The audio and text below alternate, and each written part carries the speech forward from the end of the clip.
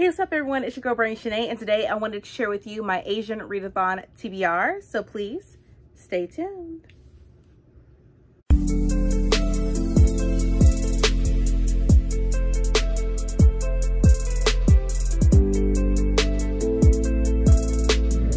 And I am back, and also if you're new to my channel, welcome. So like I said before, I'll be participating in the Asian Readathon this year. This is my first time participating, and I'm so excited to get into it this year, as well as complete some challenges and also do a whole bunch of other things with it. I'm just gonna have fun with it. I think this is a good opportunity for me to read some of the books that have been on my shelves for a while, and I've been really wanting to get into like really grab them and read them. So this is a perfect time to do so.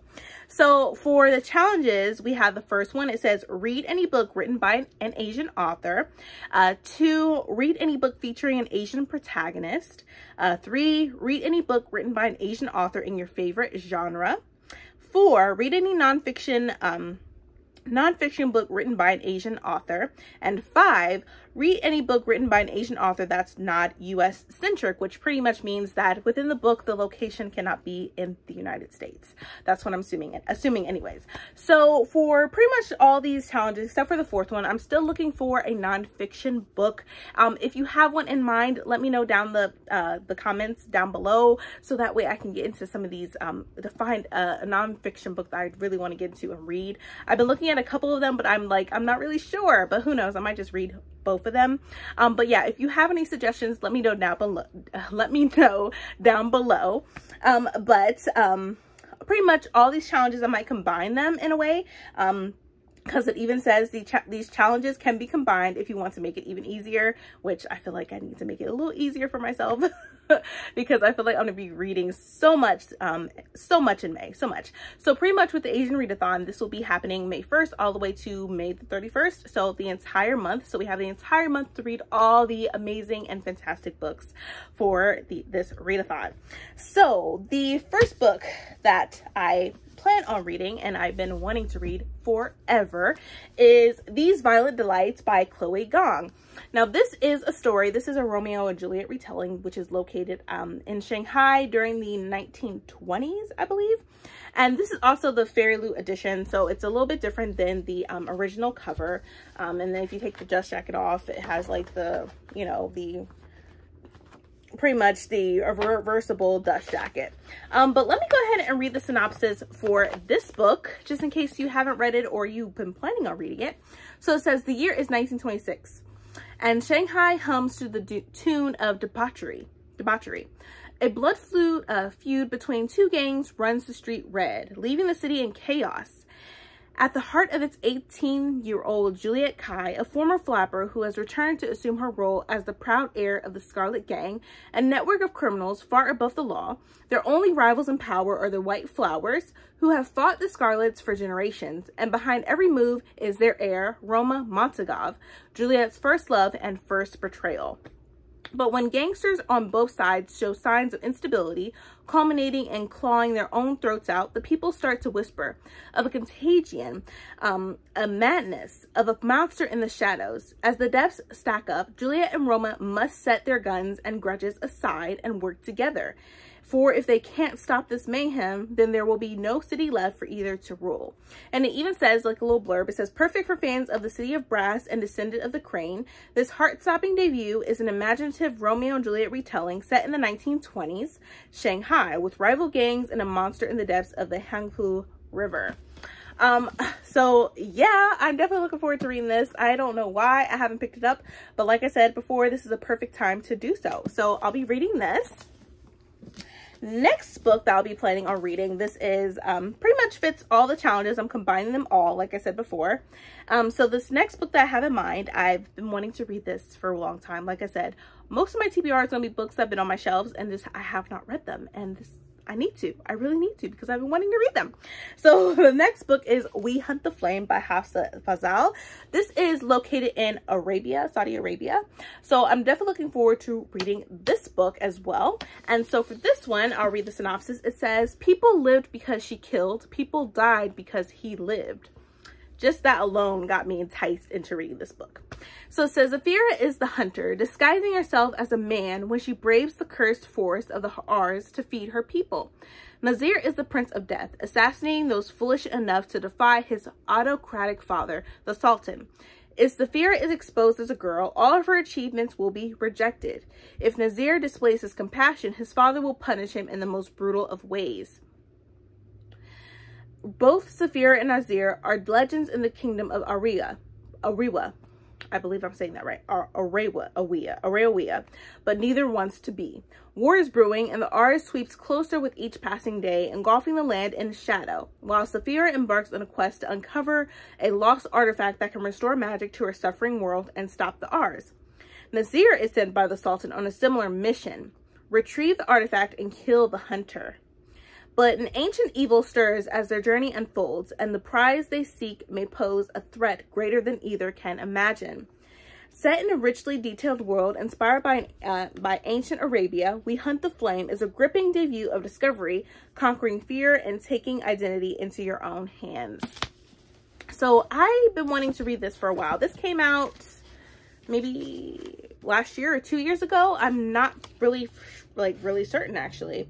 Or yeah, I think last year, 2 years ago, excuse me. Last year was 2020, 2 years ago. So 2019 is when this came out. So I'm excited to get into this. I want to know more about Nazir, Saphir. I want to know all about this. I need to step out into reality and get into this. So this also follows a genre, which is like YA fantasy, which I'm all about. It's one of my favorite genres to read.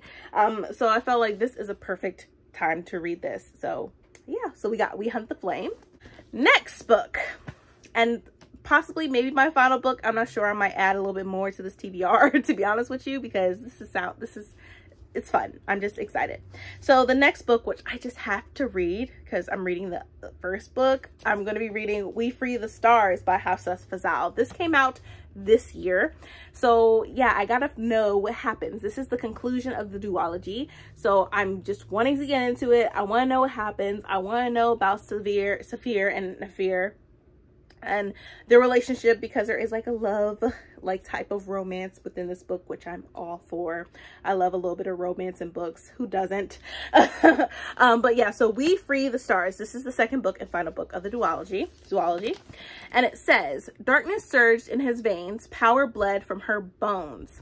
So it says, the battle on Shar is over. The Arts has fallen. Altair may be captive, but Saphira, Nasir, and Kifa are bound for Sultan's Keep. Determined to finish the plan Altair set in motion, restoring the hearts of the sisters of old to the minarets of each caliphate, finally bringing magic to all of Arawiya. But they are low on resources and allies alike, and the kingdom teems with fear of the Lion of the Night's return.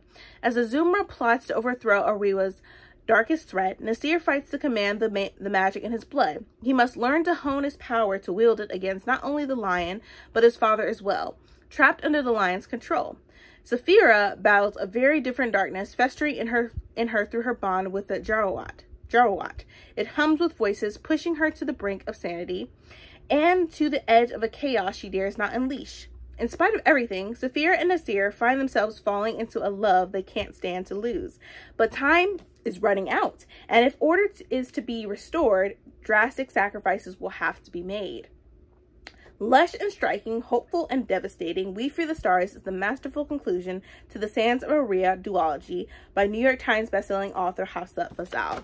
So this is the conclusion, and I don't know if I'm gonna be sad or whatever after I finish this, because like I've heard a lot of people reading it and they love this. They love it so much. They love duology and they love this author. And this is my first time reading her books, which I believe We Hunt the Flame was her debut, I think. So yeah, so I'm gonna be reading both of these books. It's about time that I do so because they've been sitting on my shelves. This hasn't been sitting on my shelves that long, but this one has. So I gotta read it. I just got to. I gotta get into this world. And like I said, I'm all about fantasy, my favorite genre of all. So those are the 3 books that I have in mind. And also with the challenges, it goes into depths of pretty much the countries that are involved with this. So let me look this up for you right now just to tell you about it. So it says, like, for instance, it says the twist, you can combine challenges and read any order. However, each book you read should feature a character or author of a different Asian ethnicity. This is to encourage cultural diversity. For example, I can read a Japanese book to combine challenges 1, 2, and 3, but if I read a second Japanese book, that would not count for any other challenge. Therefore, I still need to read about a different ethnicity to cover challenges 4 and 5.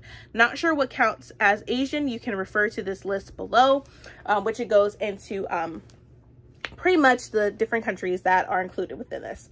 And of course, you will find all this as well on Cindy's pretty much her Asian Readathon announcement for this year. But it says here we have Afghanistan, Armenia. I'm not even going to say all these countries because I can't pronounce them. I just can't pronounce them. So we have this, but like I said, you can go on to excuse me, with Cindy, she has pretty much done the announcement for the Readathon for this year. I will leave that all that information down below so you can check that out. It'll also give you the Google Docs and everything like that with the challenges and so forth. But yeah, and also it gives you more information about joining the Asian Readathon on STORYGRAPH and all that. So it's pretty cool. I'm excited to read it. I read all these books. I'm excited to be participating in the Asian Readathon this year.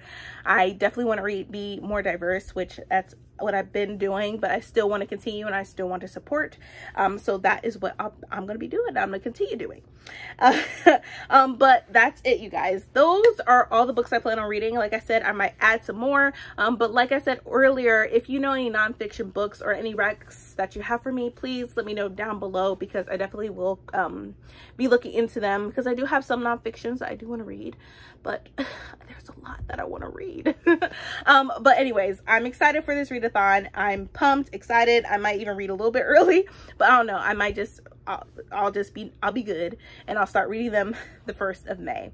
But anyways, I really hope you enjoyed this video. If you did, please give me a thumbs up.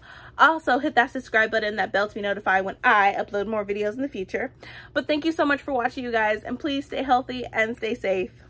See ya.